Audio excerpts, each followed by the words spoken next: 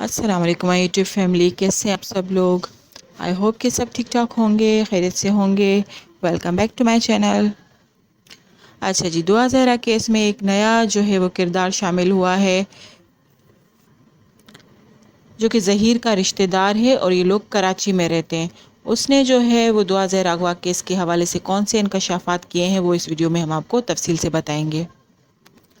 وقاص نامی یہ شخص جو ہے وہ ظہیر کا قریبی رشتہ دار ہے، اور جو جھوٹ ان کی طرف سے بولے گئے ہیں ظہیر لوگوں کی طرف سے، ان سب کو اس نے بے نقاب کر دیا ہے۔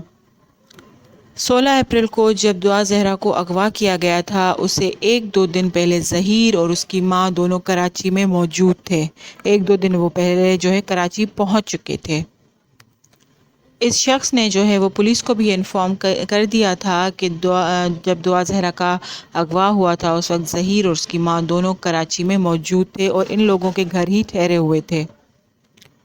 وقاص کا کہنا ہے کہ ظہیر اور ان کی فیملی ان کی رشتہ دار تو ہے، لیکن کافی سالوں سے 13-14 سالوں سے ان کا آپس میں کوئی ایسا خاص جو ہے کانٹیکٹ وغیرہ نہیں تھا، نہ وہ اس کے گھر کبھی آئے گئے تھے۔ تو وہ اچانک ہی اتنے سالوں کے بعد ان کے گھر آئے تو وہ خود بھی جو ہے حیران تھے کہ اتنے سالوں کے بعد ہمارے پاس کیسے آئے۔ وقاص کا کہنا تھا کہ وہ ظاہر ان کے گھر مہمان آئے تھے تو وہ ان سے یہ تو نہیں پوچھ سکتے تھے کہ آپ لوگ کیوں آئے ہیں اتنے سالوں کے بعد، لیکن ظہیر اور اس کی ماں نے خود ہی نے یہ بتایا تھا کہ وہ کراچی گھومنے آئے ہیں اور کچھ دن ان کے پاس رہیں گے۔ اچھا، اس کے علاوہ جو ظہیر کا بڑا بھائی ہے شبیر، وہ بھی انہی دنوں میں جو ہے وہ حیدرآباد میں موجود تھا۔ وہ لاہور میں نہیں تھا، حیدرآباد میں ہی موجود تھا، اس کی لوکیشن وہاں سے ٹریس ہوئی ہے۔ اس کیس کے حوالے سے شروع سے یہ جھوٹ بولا جا رہا تھا کہ دعا زہرا خود جو ہے کراچی سے لاہور تک اکیلی آئی ہے، ظہیر کو اس کے بارے میں کچھ نہیں پتا تھا، اس کی فیملی کو کچھ پتا نہیں تھا۔ تو پھر یہ ظہیر اور اس کی ماں ان دنوں میں جو ہے وہ کراچی میں کیا کر رہے تھے، شبیر جو ہے صاحب جو ہیں وہ حیدرآباد میں کیا کر رہے تھے، اور یہ دونوں جو ہے ایسے رشتہ داروں کے گھر کیوں موجود تھے جن کے ساتھ ان کا کئی سالوں سے کوئی کانٹیکٹ نہیں تھا۔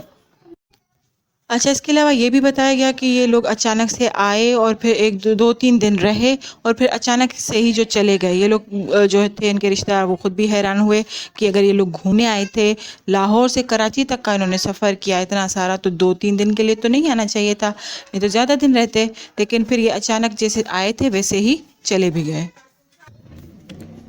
وقاص کا کہنا یہ بھی تھا کہ انہیں کچھ نہیں پتا تھا کہ یہ لوگ کس ارادے سے آئے ہیں یا کسی لڑکی کو یہ اغوا کر رہے ہیں۔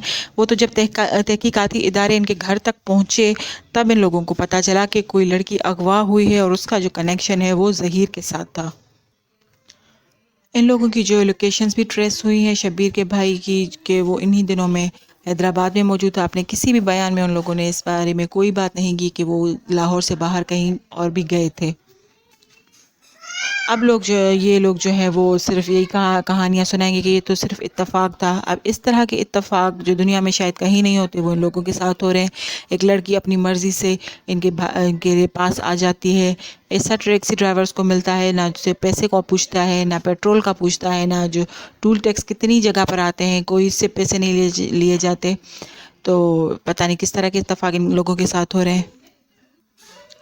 وقاص کا اپنے بیان میں یہ بھی کہنا تھا کہ اسے نہیں معلوم تھا کہ دعا زہرا کے حوالے سے نہ انہیں پہلے پتا تھا نہ بعد میں پتا تھا۔ یہ تو جب کیس زیادہ جو ہے ہائی لائٹ ہو گیا تب ان لوگوں کو پتا چلا کہ ظہیر نے کسی لڑکی کو اغوا کیا ہے۔ یہ بیان جو ہے وہ پہلے ہی اس سے لیا جا چکا تھا، لیکن اگر اس سے زیادہ جو ہے تحقیق کی جاتی، تفتیش کی جاتی اس حوالے سے، تو یہ کیس پہلے ہی سلجھ چکا ہوتا۔ لیکن پولیس کی وہی ازلی جو نالائکی ہے اور ان کا جو سست روی ہے ہر کیس کے معاملے میں، اس کیس میں کے معاملے کچھ زیادہ ہی جو ہے وہ نظر آ رہا ہے۔ ظہیر کے حوالے سے یہ خبر بھی سامنے آئی کہ اس کے پاس 7 مختلف سمیں تھی، 7 مختلف سمز وہ یوز کرتا تھا۔ ایک معصوم لڑکا، پڑھاکو لڑکا، پڑھنے والا، کسی ایسی ویسے فعل میں موجود نہیں تھا، لیکن اس کے نام پر 7 مختلف سمیں رجسٹرڈ ہیں۔ اچھا، یہ بات بھی سامنے آ رہی ہے کہ اس گروہ کی جو کرتا دھرتا ہے وہ ظہیر کی ماں خود ہے۔ اگر تھوڑی سی بھی انویسٹیگیشن یہاں سے وقاص کے ساتھ کی جاتی، یا یہ لوگ کراچی میں موجود تھے اس حوالے سے تحقیق کی جاتی، یا پھر جہاں یہ لوگ رہتے ہیں پنجاب یونیورسٹی میں وہاں سے اگر صحیح طرح سے تحقیق کی جاتی تو ان کا سارا کچا چٹھا باہر آ جاتا اور سب کچھ پتہ چل جاتا کہ کیا مسئلہ ہوا ہے۔ شروع سے ہی جو اس حوالے سے یہ لوگ جھوٹ بول رہے تھے کہ انہیں کچھ نہیں پتہ دعا زہرا کس طرح سے آ گئی، کیا ہوا، کس طرح سے ہوا، یہ کسی بھی چیز میں انوالو نہیں ہے، سب کچھ جو ہے وہ دعا زہرا نے کیا ہے۔ اسی سے جو ہے وہ ہر جھوٹ بلوائے جاتے ہیں، ہر ویڈیو میں آ کر وہ جھوٹ بولتی کہ وہ خود گئی تھی۔ اگر وہ جھوٹ نہیں بولنا چاہتی تو ہم نے دیکھ لیا کہ جو اسے مارا پیٹا جاتا ہے اور زبردستی اسے جو ہے وہ باتیں کہلوائی جاتی ہیں جو کہ شاید وہ نہیں کہنا چاہتی۔ اب بھی اگر اس کیس کے تفتیشی کو چینج نہ کیا گیا تو شاید یہ کیس اسی طرح سست روی سے چلتا رہے گا۔ پہلے بھی اس تفتیشی نے کوئی بھی جو ہے وہ کام نہیں کیا اس کیس کے حوالے سے۔